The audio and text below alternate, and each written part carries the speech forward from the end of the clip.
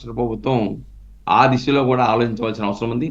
అంతేకాకుండా ఎస్. సాక్షులకి ఎవరికైతే ఉందో ప్రధానంగా వాళ్ళకి రక్షణ కల్పించవలసిన అవసరం ఉంది.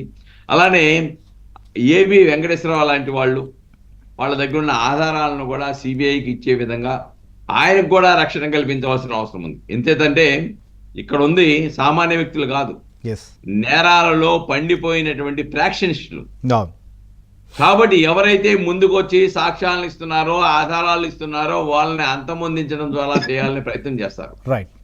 ఈ రోజున వీళ్ళకి రక్షణ కల్పించడం, ఎస్. ఈ రాష్ట్ర పోలీసులు పూర్తిగా సహకరించడం, రైట్. సత్వరమే విచారణ పూర్తవడానికి కోఆపరేట్ చేయటం, ఎస్. అంతేకాకుండా సత్వరమే కేసు విచారణ జరిగి ప్రత్యేకమైన కోర్టుల ద్వారా నేర నిరూపణకు కావాల్సిన చర్యలు చేపట్టడం, రైట్. ఇవన్నీ కూడా చేయగలిగితే డెఫినెట్ గా, ఎస్. ఎందుకంటే ఇటువంటి మరొకసారి రైట్ పునరావృతం రైట్ రైట్ ఏంటి రవి గారు ఫైనల్ గా టైం కూడా అవుతుంది ప్లీజ్.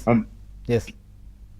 అంటే ఇప్పుడు భద్రత గురించి జగన్మోహన్ రెడ్డి గారికి ఆయన హైకోర్టుకు పోయి చెప్తున్నాం కదా, మేము ముఖ్యమంత్రి చంద్రబాబు నాయుడు గారి తరఫున తెలుగుదేశం ప్రభుత్వం తరఫున ఆయన ఇంటి నుంచి బయటికి ఎక్కడ తిరిగినా కూడా ఆయన భద్రతకు అంతా కూడా ఎక్కడ ఇబ్బంది లేకుండా చూసే బాధ్యత తెలుగుదేశం ప్రభుత్వం తీసుకుంటది. ఆయన ఇంట్లోకి వెళ్ళిన తర్వాత ఏం జరుగుతుందో మాకు సంబంధం లేదు. ఎందుకంటే వివేకానంద రెడ్డిని ఆయన సొంత మనుషులే ఇదంతా చేశారు కదా. ముందు జగన్ చాలా పెద్ద అనుమానాన్ని వ్యక్తం చేశారు. కాదండి, బయట ఎక్కడ తిరిగినా ఏం చేసినా మాకు పలానా ప్రోగ్రామ్ అని ఉంటది, దాని ప్రకారం మా తెలుగుదేశం ప్రభుత్వం అన్ని చేస్తారు. వివేకానంద రెడ్డి మర్డర్ ఎట్లా జరిగింది? ఆయన ఇంట్లో ఆయన సొంత